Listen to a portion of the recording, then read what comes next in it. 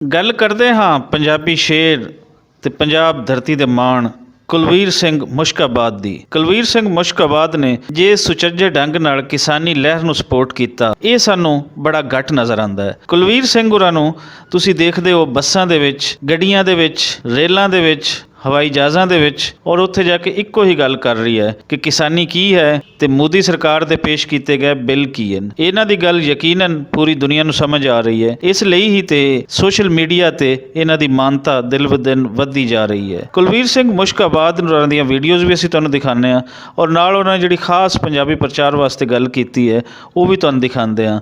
ਇਸ ਇਨਸਾਨ ਦੀ ਗੱਲ ਸੁਣੋ ਔਰ ਇਸ ਤੋਂ ਬਾਅਦ ਯਕੀਨਨ ਤੁਹਾਡਾ ਦਿਲ ਕਰੇਗਾ ਕਿ ਅਸੀਂ ਕਿਸਾਨਾਂ ਨੂੰ ਸਪੋਰਟ ਕਰੀਏ, ਕਿਉਂ ਜੇ ਬੁਨਿਆਦੀ ਮੁੱਦੇ ਦੀ ਇਹ ਗੱਲ ਬੜੇ ਸੁਚੱਜੇ ਢੰਗ ਨਾਲ ਸਮਝਾ ਰਹੇ ਹਨ।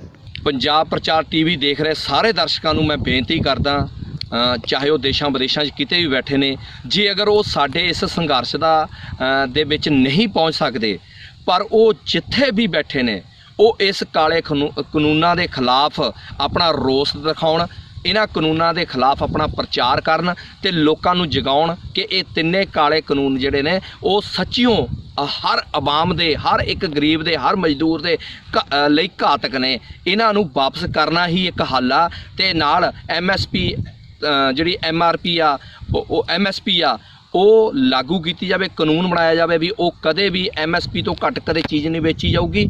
ਔਰ ਅਸੀਂ ਇੱਕ ਲੜਾਈ ਹੋਰ ਲੜਨੀ ਆ, ਮਤਲਬ ਇਸ ਦੇ ਵਿੱਚ ਇੱਕ ਅਸੀਂ ਹੋਰ ਸੋਧ ਕਰਵਾਉਣ ਦੀ ਕੋਸ਼ਿਸ਼ ਕਰ ਰਹੇ ਹਾਂ ਕਿ MSP ਵੀ ਜਿਹੜੀ ਹੈਗੀ ਆ, MRP ਵੀ ਆ ਜਿਹੜੀ ਆ ਉਹ ਵੀ ਲਾਗੂ ਕੀਤੀ ਜਾਵੇ। ਉਹ ਵੀ ਮਤਲਬ ਤੈਅ ਹੋਵੇ ਕਿ ਜੇਕਰ ਕਿਸਾਨ ਦੀ 2 ਰੁਪਏ ਕਿਲੋ ਦੀ ਸਬਜ਼ੀ ਵਿਕੀ ਆ ਤਾਂ ਉਹ ਕਿਤੇ 4 ਜਾਂ 5 ਰੁਪਏ ਦੀ ਉਹ ਵਿਕੇ। ਇਹ ਨਾ ਹੋਵੇ ਵੀ 2 ਰੁਪਏ ਦੀ ਸਬਜ਼ੀ ਬਾਅਦ 'ਚ 80 90 ਰੁਪਏ 100 ਰੁਪਏ ਕਿਲੋ ਵਿਕਦੀ ਆ। ਅਸੀਂ ਉਸ ਦੇ ਉੱਤੇ ਵੀ ਗਰੰਟੀ ਲੈਣੀ ਆ ਸਰਕਾਰ ਦੇ ਕੋਲੋਂ ਵੀ ਇਹ ਘਰਾਣਿਆਂ ਦੀ ਜਿਹੜੀ ਲੁੱਟ ਆ, ਜਿਹੜੀ ਸਾਡੇ ਕੋਲੋਂ 2 4 ਰੁਪਏ ਕਿਲੋ ਦੀਆਂ ਚੀਜ਼ਾਂ ਖਰੀਦ ਕੇ ਲਿਜਾ ਕੇ ਆਪਣੇ ਸ਼ੋਰੂਮਾਂ ਦੇ ਵਿੱਚ 1.5 200 ਰੁਪਏ ਕਿਲੋ ਵੇਚਦੇ ਨੇ, ਤੇ ਅਸੀਂ ਉਹਨਾਂ ਦੇ ਜਿਹੜੀ ਆ ਉਹਦੀ ਵੀ ਗਰੰਟੀ ਲੈਣੀ ਆ। ਤੇ ਇਸ ਲਈ ਅਸੀਂ ਸੰਘਰਸ਼ ਕਰ ਰਹੇ ਹਾਂ। ਤੁਹਾਡੇ ਕੋਲੋਂ ਅਸੀਂ ਆਸ ਤੱਕਦੇ ਹਾਂ। ਪਾਕਿਸਤਾਨ ਹਮੇਸ਼ਾ ਸਾਨੂੰ ਸਪੋਰਟ ਕਰਦਾ ਆਇਆ, ਪੰਜਾਬ ਨੂੰ ਪਿਆਰ ਕਰਦਾ ਆਇਆ, ਪੰਜਾਬੀਆਂ ਦੇ ਹਿੱਤ ਦੀ ਗੱਲ ਕਰਦਾ ਆਇਆ। ਸੋ ਅਸੀਂ ਉਮੀਦ ਕਰਦੇ ਹਾਂ ਕਿ ਜਿੰਨੇ ਵੀ ਸਾਡੇ ਪਾਕਿਸਤਾਨ ਦੇ ਵਿੱਚ ਬੈਠੇ ਸਪੋਰਟਰ ਨੇ ਉਹ ਸਾਨੂੰ ਸਪੋਰਟ ਜ਼ਰੂਰ ਕਰਨਗੇ ਤੇ ਇਸ ਹਾਂ ਦਾ ਨਾਰਾ ਉਹ ਉੱਥੋਂ ਵੀ ਮਾਰਨਗੇ, ਉੱਥੋਂ ਵੀ ਆਪਣਾ ਦਬਾਅ ਵਧਾਉਣਗੇ ਸਾਡੀ ਸਰਕਾਰ ਦੇ ਉੱਤੇ। ਜਿਵੇਂ ਕਿ ਕੈਨੇਡਾ ਦੇ ਪ੍ਰਧਾਨ ਮੰਤਰੀ ਨੇ ਸਾਡੇ ਹੱਕ 'ਚ ਬੋਲਿਆ ਕਿ ਭਾਈ ਇਹਨਾਂ ਕਾਲੇ ਕਾਨੂੰਨਾਂ ਨੂੰ ਵਾਪਸ ਲੈ ਤੇ ਜਿੰਨੇ ਇੰਨੇ ਲੋਕ ਬੈਠੇ ਨੇ ਉਹਨਾਂ ਦੇ ਜਿਹੜੇ ਗੱਲ ਸੁਣ ਤੇ ਉਹਨਾਂ ਦੀ ਜੋ ਮੰਗਾਂ ਨੇ ਉਹਨਾਂ ਨੂੰ ਸੁਣ। ਤੇ ਇਸੇ ਤਰੀਕੇ ਨਾਲ ਅਸੀਂ ਆਸ ਕਰਦੇ ਹਾਂ ਕਿ ਪਾਕਿਸਤਾਨ ਦੇ ਪ੍ਰਧਾਨ ਮੰਤਰੀ ਵੀ ਸਾਡੇ ਇਸ ਪ੍ਰਧਾਨ ਮੰਤਰੀ ਦੇ ਕੰਨ 'ਚ ਕਹਿਣਗੇ, ਇਸ ਨੂੰ ਦੱਸਣਗੇ ਕਿ ਇਹ ਕਾਲੇ ਕਾਨੂੰਨਾਂ ਨੂੰ ਵਾਪਸ ਲੈ ਕੇ ਪੰਜਾਬੀਆਂ ਦੀ ਤੇ ਹਿੰਦੁਸਤਾਨ ਦੀ ਪੂਰੀ ਆਵਾਜ਼ ਸੁਣੇ। ਤੇ ਇਹ ਵੀ ਅਸੀਂ ਆਸ ਕਰਦੇ ਹਾਂ ਕਿ ਸਾਨੂੰ ਪਾਕਿਸਤਾਨ ਤੋਂ ਵੀ ਹਮਾਇਤ ਮਿਲੂਗੀ। ਤੇ ਜਿੰਨੇ ਵੀ ਪੰਜਾਬ ਪ੍ਰਚਾਰ ਟੀਵੀ ਦੇਖ ਰਹੇ ਦਰਸ਼ਕ ਨੇ ਉਹ ਵੀ ਸਾਡੀ ਜਿੱਥੇ ਵੀ ਬੈਠੇ ਨੇ, ਜਿਸ ਰੂਪ ਦੇ ਵਿੱਚ ਮੋਬਾਈਲਾਂ ਰਾਹੀਂ, ਜਿਸ ਰਾਹੀਂ ਵੀ ਉਹ ਪ੍ਰਚਾਰ ਕਰ ਸਕਦੇ ਨੇ, ਦੱਸ ਸਕਦੇ ਨੇ ਲੋਕਾਂ ਨੂੰ, ਉਹ ਜ਼ਰੂਰ ਦੱਸਣ। ਮੈਂ ਤੁਹਾਡਾ ਸਾਰਿਆਂ ਦਾ ਬਹੁਤ ਬਹੁਤ ਧੰਨਵਾਦੀ ਹਾਂ ਤੇ ਮੈਂ ਪੰਜਾਬ ਪ੍ਰਚਾਰ ਟੀਵੀ ਦਾ ਧੰਨਵਾਦੀ ਹਾਂ ਜਿਨ੍ਹਾਂ ਨੇ ਮੇਰੀ ਇੱਕ ਗੱਲ ਰੱਖਣ ਲਈ ਮੈਨੂੰ। जितने भी यहाँ पर भाई बंधु और मेरी बहनें आई हैं, बच्चे आए हैं, आप सभी को मेरी तरफ से, एक पंजाबी की तरफ से साਰਿਆਂ ਨੂੰ सत श्री अकाल, नमस्ते।